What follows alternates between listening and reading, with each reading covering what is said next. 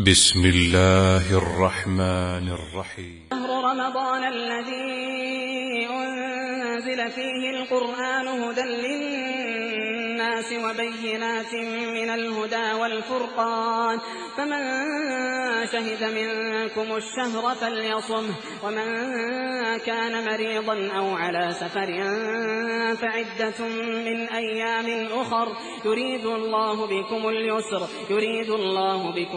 ولا يريد بكم العسر ولتكملوا العدة ولتكبروا الله على ما هداكم ولعلكم تشكرون. إن الحمد لله نحمده ونستعينه ونستغفره ونعوذ بالله من شرور أنفسنا ومن سيئات أعمالنا من يهده الله فلا مضل له ومن يضلله فلا هادي له وأشهد أن لا إله إلا الله وأشهد أن محمدا عبده ورسوله. يا أيها الذين آمنوا اتقوا الله حق تقاته ولا تموتن إلا وأنتم مسلمون. يا أيها الناس اتقوا ربكم الذي خلقكم من نفس واحدة وخلق منها زوجها وبث منهما رجالا كثيرا ونساء واتقوا الله الذي تساءلون به والأرحام إن الله كان عليكم رقيبا. يا أيها الذين آمنوا اتقوا الله وقولوا قولا سديدا يصلح لكم أعمالكم ويغفر لكم ذنوبكم ومن يطع الله ورسوله فقد فاز فوزا عظيما. أما بعد فإن خير الحديث كتاب الله وخير الهدي هدي محمد صلى الله عليه وسلم وشر الأمور محدثاتها وكل محدثة بدعة وكل بدعة ضلالة وكل ضلالة في النار. فأعوذ بالله السميع العليم من الشيطان الرجيم. بسم الله الرحمن الرحيم. يا أيها الذين آمنوا كتب عليكم الصيام كما كتب على الذين من قبلكم لعلكم تتقون. محترم سامعین اور دینی بھائیوں اور بہنوں، جیسے کہ آپ حضرات نے اعلان میں پڑھا ہوگا اور سنا کہ آج کا پروگرام جو ہے شارجہ گورنمنٹ برائے دینی امور، یہ ادارہ برائے دینی امور کی طرف کے تحت یہ آج یہ مجلس منعقد کی گئی ہے. اس کا یہ پروگرام ہے جو اردو زبان میں روزے کے احکام، روزے کے مسائل، روزے کے فضائل اور روزے ہی کے متعلق بہت ساری باتیں آپ حضرات کے سنانے اور بتانے کے لیے اس قسم کی محفل ادارہ نے قائم کیا ہے. اور اسی رمضان ہی کی مناسبت سے ہم نے سورۃ البقرہ کی آیت تلاوت کی ہے. سب سے پہلے تو اللہ تعالیٰ کو شکر ادا کریں کہ اس نے ہم تمام لوگوں کو اپنے گھر میں اس موضوع پر سننے سنانے کے لیے اکٹھا ہونے کی توفیق دی. پھر اس کے بعد ہم شارجہ گورنمنٹ ادارہ برائے دینی امور کے شکر گزار ہیں کہ انہوں نے ہم اردو داں کے لیے موقع عطا کیا. اللہ تعالیٰ اس مجلس کو قبول فرمائے اور سب کو جنہوں نے اس کے اندر شراکت کی ہے ان کو ہر قسم کی نیکیوں سے اللہ تعالیٰ مالا مال کرے. آج اس مجلس میں اس مناسبت سے چند باتیں آپ حضرات کے سامنے رکھنی ہیں. سب سے پہلی چیز جو ہے وہ یہ کہ ہم اور آپ اس بات کو سمجھیں، ہمیں اس بات کا احساس ہو، اس بات پر یقین ہو اور ہمارے دل و دماغ اس چیز سے بالکل بھرے ہوئے ہوں اور معمور ہوں کہ صحت اور عافیت کے ساتھ رمضان کا مہینہ ہمیں مل جانا یہ اللہ تعالیٰ کی نعمتوں میں سے ایک بڑی عظیم ترین نعمت ہے. صحت، عافیت، امن و امان کے ساتھ رمضان کا مہینہ ملنا یہ بہت بڑی نیکی ہے، بہت بڑی نعمت ہے۔ ہمارے بعد اسلاف کہا کرتے تھے کہ لوگوں ہمارا تو پورا سال رمضان میں گزر جاتا ہے۔ اللہ اکبر، اللہ یہی فکر ہمارے اور آپ کے اندر پیدا کرے۔ کہتے ہیں لوگوں ہمارا تو پورا سال کس میں گزر جاتا ہے؟ رمضان میں۔ لوگوں نے کہا رمضان تو ایک مہینہ ہوتا ہے، آپ کے پورا سال کیسے گزر جاتا ہے؟ رمضان تو ایک ہی مہینہ ہوتا ہے، لیکن آپ کا پورا سال رمضان میں گزر جاتا ہے، وہ کیسے؟ تو کتنی پیاری بات اور نصیحت آموز عبرت آمیز بیان کی۔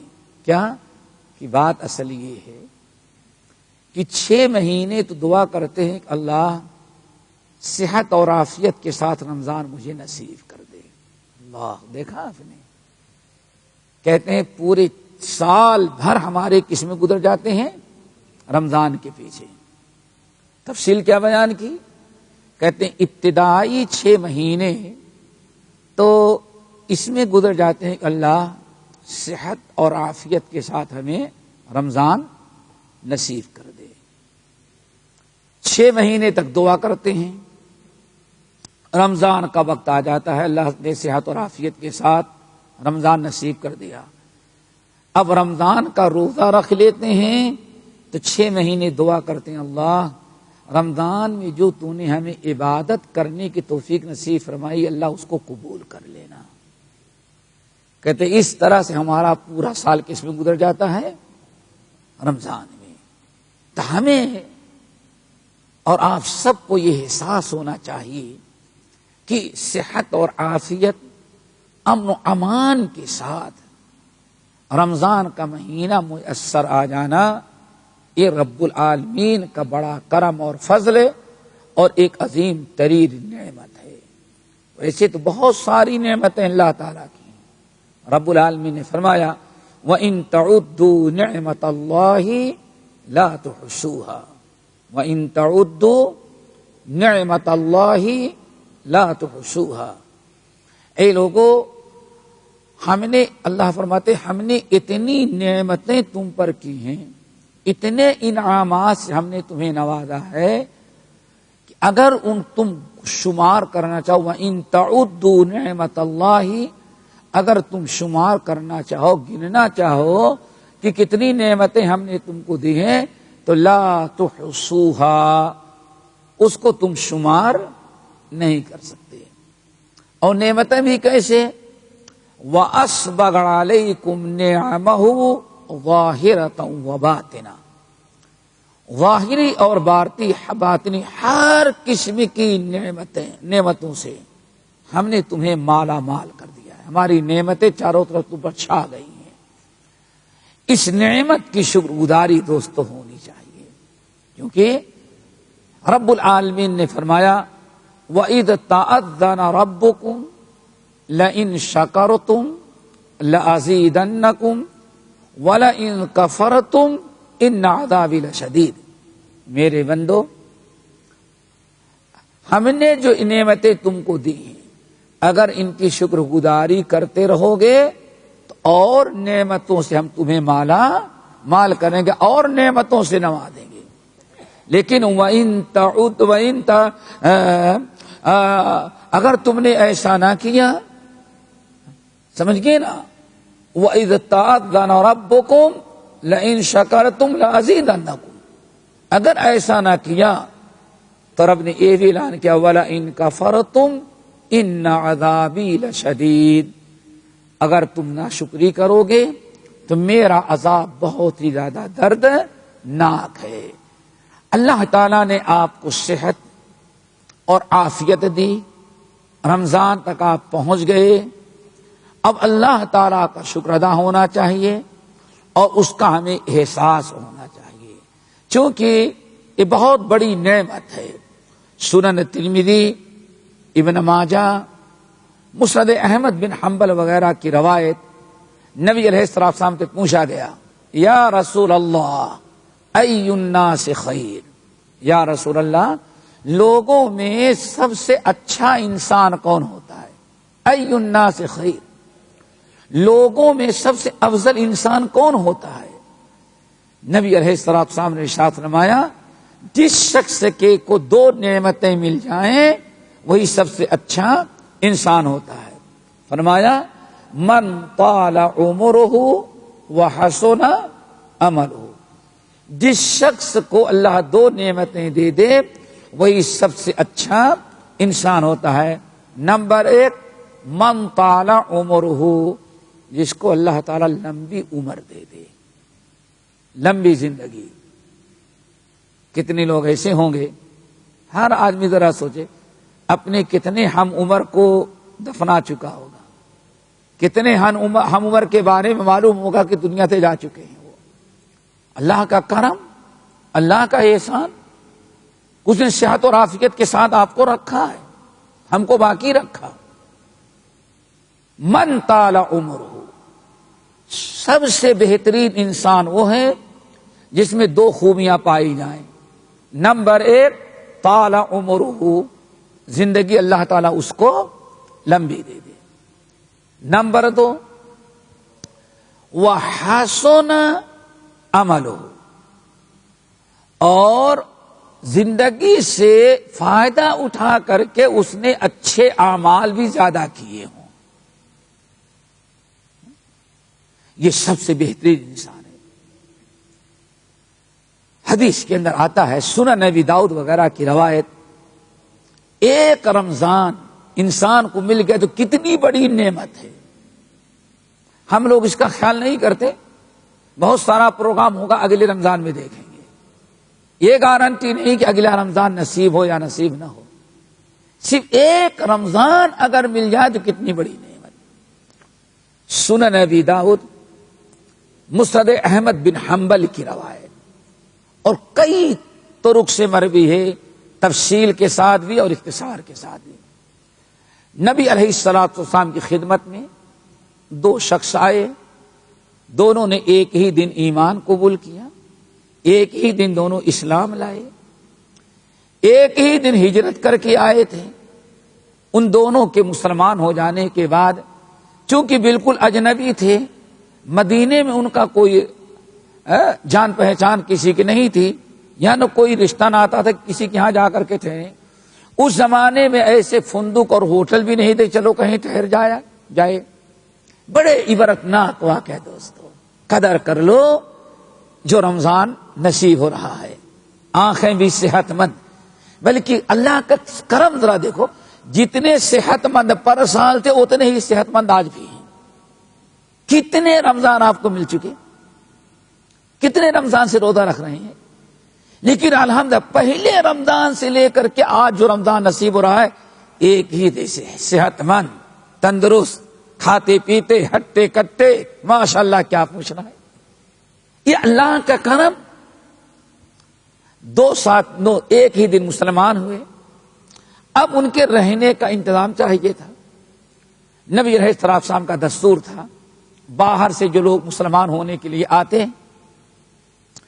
مسلمان ہو جانے کے بعد اگر رہنا چاہتے تو نبی علیہ السلام صحابہ سے کہتے، پوچھتے کہ بھائی کوئی ہے جو ان کا انتظام کر، ان کے رہنے سہنے کا انتظام کرے۔ جب آپ نے اعلان کیا، سعد بن ابی وقاص رضی اللہ تعالی عنہ جو عشرے مبشرہ میں سے، انہوں نے کہا یا رسول اللہ، انا اپنے ان دونوں نو مسلم بھائیوں کے رہنے سہنے کھانے پینے کے انتظام میں کروں گا، اپنے گھر لے کے جاؤں گا۔ سعد بن ابی وقاص رضی اللہ تعالی عنہ دونوں نو مسلموں کو لیے اور اپنے گھر لے جا کر کے انتظام کیا، رہنے لگے، کھانے پینے بڑے اطمینان کے ساتھ، دن بھر دن سیکھتے اور رات میں آرام کرنے کے لیے کھانے پینے کے لیے اپنے ساتھی سعد بن ابی وقاص کے پاس چلے جاتی ہے۔ انہی ایام میں نبی علیہ السلام نے اعلان کیا کہ فلاں جگہ جہاد میں جانا ہے، اپنا اپنا نام لکھائیں۔ لوگ آئے، اپنا اپنا نام لکھائے۔ سعد بن ابی وقاص رضی اللہ تعالیٰ عنہ کو یہ دونوں نو مسلم مہمان، انہوں نے حضرت سعد سے کہا، میرے بھائی ہماری کوئی زیادہ پہچان تو اللہ کے رسول سے نہیں ہے، آپ برائے مہربانی ہمیں اللہ کے رسول کے پاس لے کے چلتے اور اللہ ہمارا بھی مجاہدین میں نام لکھوا دیتے۔ سعد بن ابی وقاص اٹھے اور دونوں اپنے بھائیوں کو لیا اور رسول اللہ صلی اللہ علیہ وسلم کے پاس آ کر کے نام لکھوا دیا۔ اللہ کے رسول نے مجاہدین کا نام لکھ لیا اور فرمایا ابھی جائیے، جس دن فوج کو روانہ کرنا ہوگا تم پھر آ جانا۔ فوج کے روانہ کرنے کا وقت ابھی آ گیا، انتظار کر رہے تھے، دونوں حاضر ہوئے۔ نبی علیہ السلام نے دونوں کو اسلحہ دیا، سفر کے اخراجات کا انتظام کیا اور دونوں کو آپ نے بھیج دیا فوج کے ساتھ۔ بڑی زبردست لڑائی ہوئی۔ ان دونوں بھائیوں میں سے ایک بھائی میدان جنگ میں جہاد کرتے ہوئے شہید کر دیا گیا اور دوسرا صحت اور عافیت کے ساتھ واپس مدینہ طیبہ آیا۔ 1 سال تک صحت اور عافیت کے ساتھ زندہ رہا، سال بھر کے بعد بیمار ہوا اور اسی بیماری میں دوسرا بھائی کہاں انتقال کیا سال بھر بعد؟ اپنے بستر پر۔ لوگوں نے کہنا شروع کیا کتنا خوش نصیب تھا، وہ شہید ہو گیا، اس کو زندگی بھی ملی تو 1 سال کاش کے بھی وہیں شہید ہو گیا ہوتا۔ اگر 10 20 25 50 سال زندہ رہتا تو چلو کچھ فائدہ اٹھاتا، صرف کتنے سال زندہ رہا؟ 1 سال۔ خوش نصیب وہ جہاد میں شہید ہوا اور یہ بستر پر مر رہا، اس کی بد نصیبی ہے۔ نبی علیہ السلام نے سن لیا۔ ذرا سوچو کتنی بڑی نعمت مل رہی ہے، اس کا احساس، اس کا تصور دل و دماغ میں رکھیں اور اس کو غنیمت سمجھیں۔ جو بھی مل گیا ہے آئندہ پر نہ ٹالیں، صرف اور جو کچھ کرنا ہے، جتنا فائدہ اٹھانا ہے رمضان سے اتنا فائدہ بھی اٹھا لے، اگلے رمضان کے انتظار میں کچھ ٹالتے نہ جائیں۔ نبی علیہ السلام کو اطلاع مل گئی کہ لوگ اس کے بڑے ملامت کر رہے ہیں۔ آپ نے لوگوں کو بلایا، ملامت نہ کرو۔ اسی اثنا میں حضرت سعد بن ابی وقاص رضی اللہ تعالی عنہ نے خواب دیکھ لیا۔ خواب کیا دیکھا کہ قیامت آ گئی ہے، جنت کا دروازہ کھول دیا گیا ہے، ہم لوگ جنت کے سامنے کھڑے ہیں، جنت کا دروازہ کھلا، ایک شخص آیا، ہم تینوں کھڑے ہوئے تھے ساتھ میں، جو اپنے بستر پر انتقال کیا تھا سال بھر بعد، اس کا ہاتھ پکڑا اور لے کے جنت میں چلا گیا، دروازہ بند۔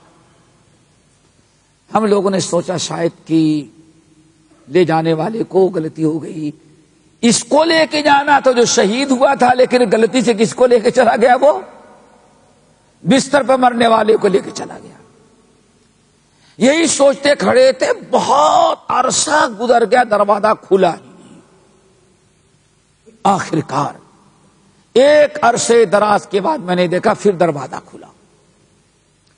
اب کی دروازہ جب کھلا تو دروازہ کھلنے کے بعد وہی شخص آیا اور اس کو لے جانا چاہا، شہید کو۔ تو میں نے سوچا کہ ایک مرتبہ لے کے چلا گیا تو اتنے ٹائم میں آیا، اب اس کو لے کے جا رہا ہے، ہم کو چھوڑ دے رہا ہے، پتا نہیں اب یہ کتنے عرصے کے بعد ہے، چلو اسی کے طفیل میں بھی جنت میں داخل ہو جاؤں۔ کہنے لگے کہ میں جیسے اس کا ہاتھ پکڑا اس کے ساتھ جانے لگا، اس نے روک دیا، کہا خبردار تم جنت میں نہیں جا سکتی، تم واپس آؤ۔ میں نے کہا کیوں؟ کہا کہ یہ انتقال کر چکے ہیں، یہ جنت میں جائیں گے، ابھی تم کہاں ہو؟ زندہ ہو، زندے جنت میں نہیں جاتے۔ یا ایتھا النفس المطمئنہ ارجعی الی ربک راضیۃ مرضیہ فادخلی فی عبادی وادخلی جنتی۔ جو مرا ہے وہ جنت میں جائے گا۔ زندگی میں صرف ایک ہی ذات ہے جس نے جنت کی سیر کیا، کون؟ محمد صلی اللہ علیہ وسلم۔ کب کیے؟ لیلۃ معراج والی رات میں آپ نے جنت و جہنم کی سیر حالت زندگی میں کی، ورنہ زندگی میں کوئی جنت میں داخل نہیں ہو سکتا۔